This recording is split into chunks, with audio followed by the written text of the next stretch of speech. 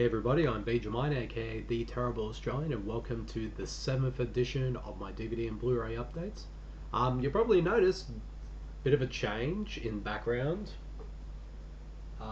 in this video. Well, that's because the other week I actually moved my some furniture around so I can fit in a new cabinet for my DVD and Blu-rays, as you can see right there. So you can actually see my collection. Well, not all of them, but you can at least see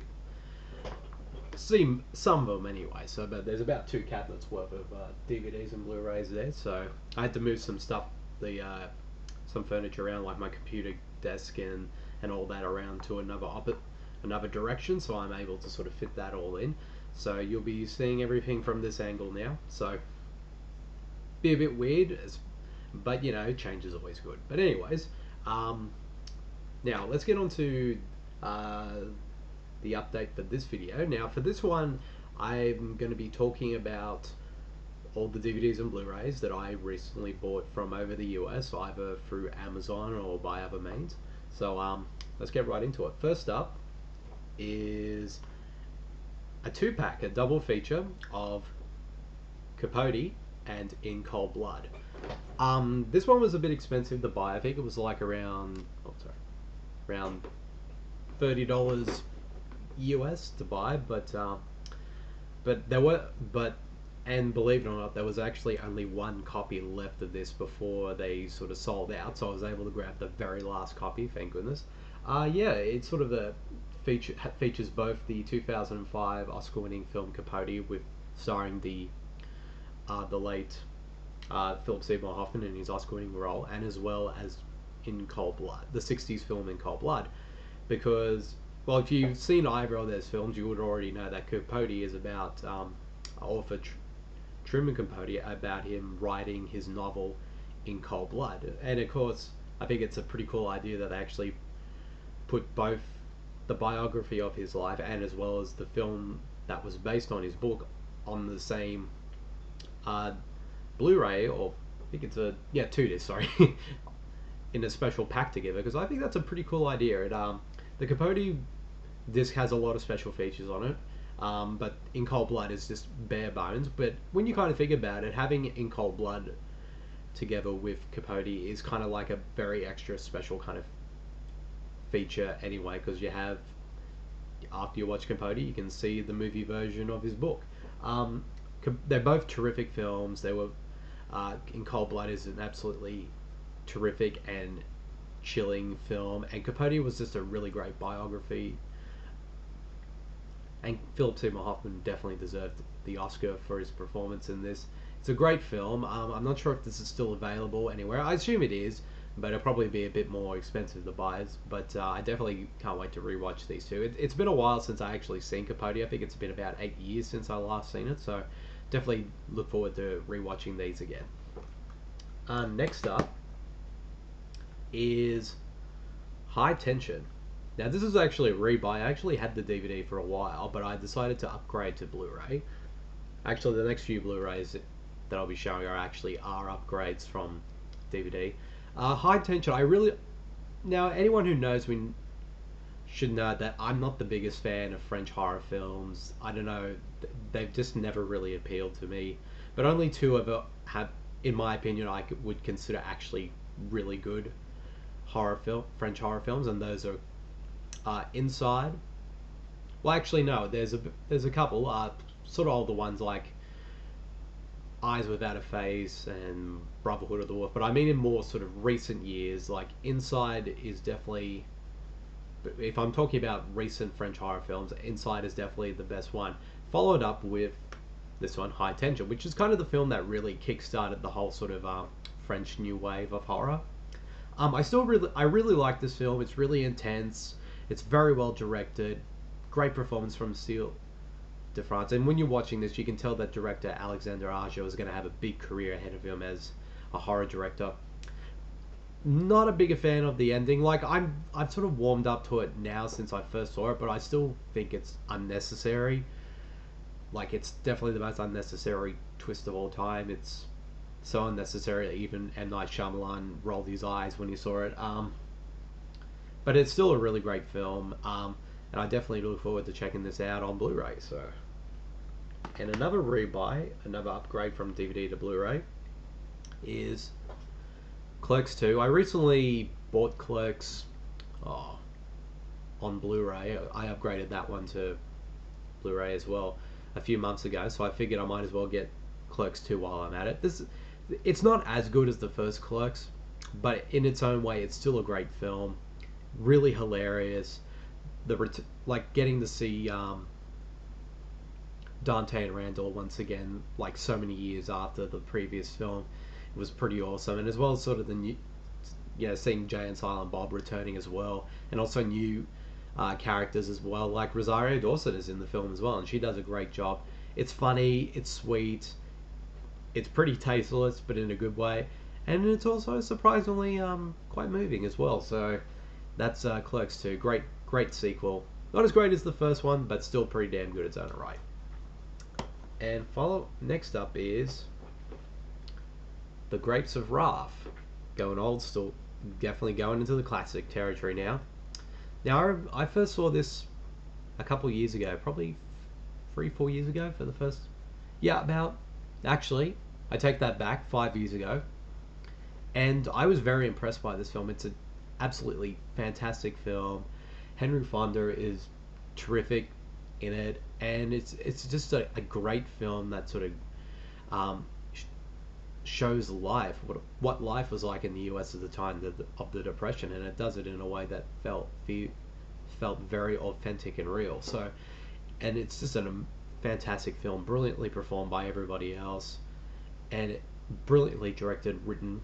It's just a classic film. So if you haven't seen The Grapes of Wrath, I highly recommend everyone to check this film out. It's terrific. Next up is Hannah and Her Sisters. Now this is the first time, like Grapes of Wrath, this is the first time I bought the film on Blu-ray. I think after Annie Hall, Hannah and Her Sisters is my. Oh, sorry, I should rephrase that. Hannah and Her Sisters is my favorite Woody Allen film of all time after Annie Hall. It's a great film. Watched this for the first time when I sort of went through, when I was a younger film buff, going for a Woody Allen binge. This was one of the titles I picked up at the video shop, and I absolutely loved it. It's a fantastic film. I keep going back and forth whether this or Annie Hall are actually my favorite Woody Allen films, because they're both fantastic films in their own way. But this one's just fantastic. Great cast, brilliantly written and directed. It's funny, it's moving. It's just a great film. Definitely one of Woody Allen's best. And if you haven't seen this one, definitely worth checking it out for sure. There's no special features on it, but I kind of knew to expect that because Woody Allen's films basically have little to no special features on them. But I wanted to buy it anyway because it is one of my favorite Woody Allen films, and it's one of my all-time favorites as well. So that's Annie Hall. Now, here's another one I did upgrade from DVD to Blu-ray, and that is South Park, Bigger, Longer, and Uncut. I had the DVD for close to 15 years, but I decided to sell it so I could buy the Blu-ray. I haven't seen the film for quite a while, but I definitely look forward to checking it out again. It's a hilarious film. I think I saw this a couple of times when it was in the cinema when it came out.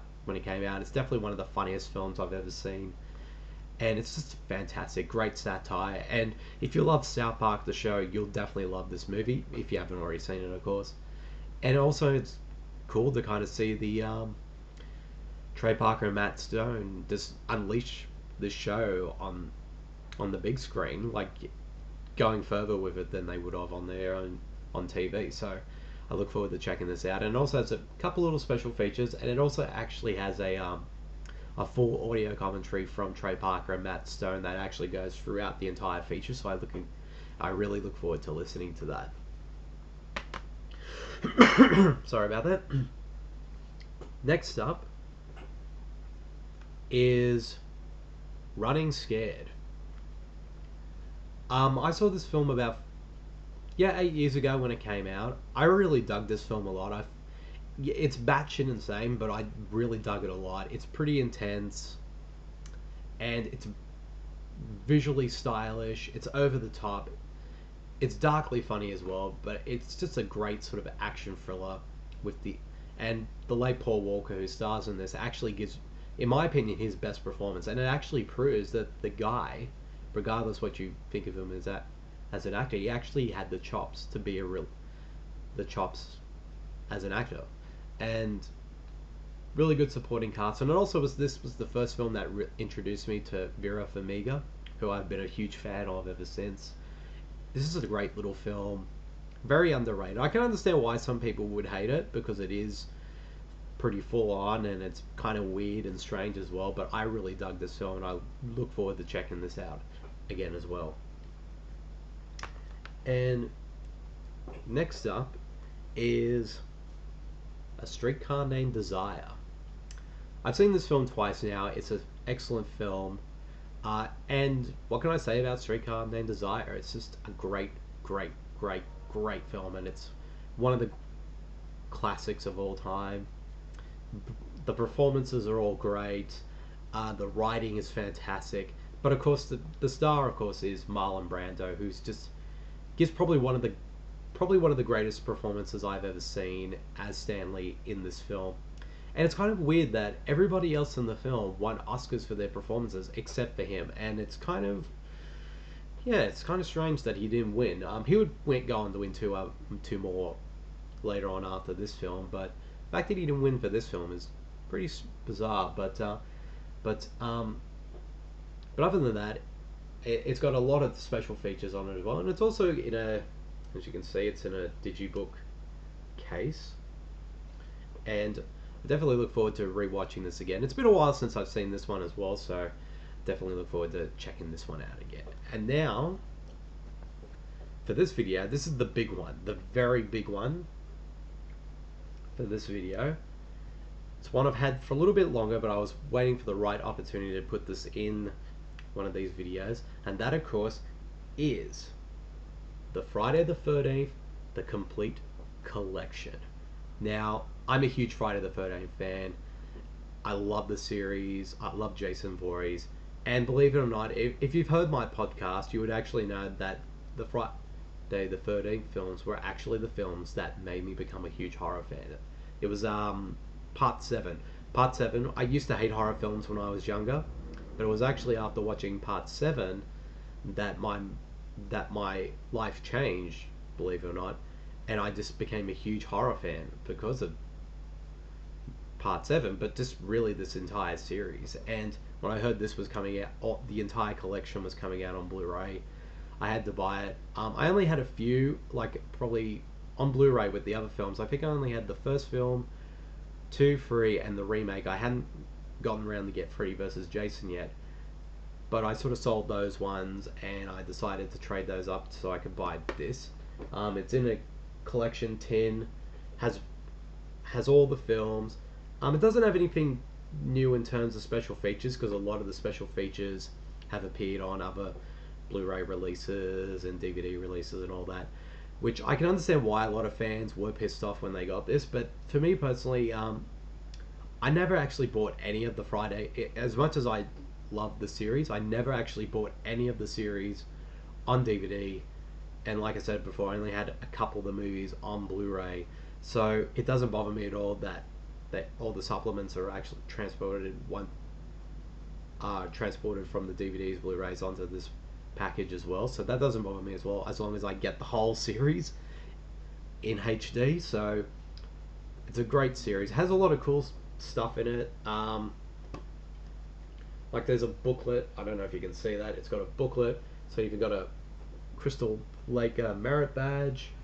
Also has a wristband in there as well. So, and also it has 3D glasses, so you can watch. So I can watch Part 3 in 3D. This one I got this off Amazon. I had to wait for a while until because they were having problems with the discs themselves, like in terms of packaging and some of the discs being scratched. I will admit about 2, maybe 3 of the discs in my set are scratched, but luckily they're only very small surface scratches, and they're not really deep ones, so so I'm not too fussed about it. But if any but of course, if you think I should just get them fixed or trade them up or something like that, let me know. But for me, I'm happy with this set as it is. I had to wait till the price went down before I could get it. Got it at $70 US. So I look forward to. I'm going to do a marathon of all these again, of the entire series very soon. I'm not sure when, but hopefully very soon. So I'm very excited that I have my Friday the 13th series on Blu-ray, and I can't wait to rewatch them. Alrighty, that is the end of the 7th edition of my DVD and Blu-ray updates. If you want to find out more of what I've been up to, you can follow me at my Twitter page at twitter.com/BedeMine, or my Facebook fan page at facebook.com/TerribleAussie, or you can find my writings at both my reviews and other articles over at supermarcy.com. Up there at the moment, I have my 10th edition of my bad movie tweetathon articles, which I did on the film Showgirls. So you can check that out there at the website. But don't worry, I'm going to have links to all my pages where you can find me in the comments section of this video, so you'll be able to click and find me there. But also, I'm going to say this right now, I'm actually going to be starting up a new vlog series later in the week on the Godzilla films, because with the new Godzilla film coming out in May, I haven't seen, or if you watch the previous edition of my updates, you'll know that I recently bought most of the Godzilla films on DVD or Blu-ray, and I mentioned that I was going to do like a huge marathon of the entire series, and I've decided I'm going to do a vlog on the whole series.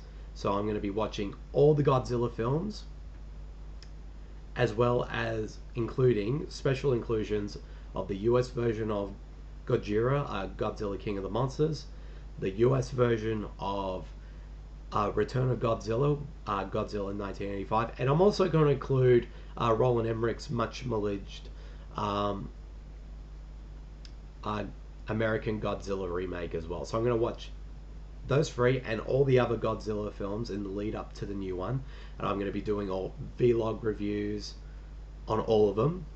I haven't decided if I'm going to do them one at a time or maybe just 2 films per video. I might do them 2 films per video, so I'm going to start doing that later in the week, and I'm calling the series the Godzilla Diaries, so keep a lookout for that one.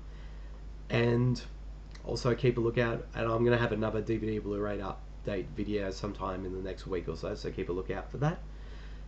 Yep, that's it. That's all I needed to say. So thank you very much for watching, and I'll see you all later. Bye everyone.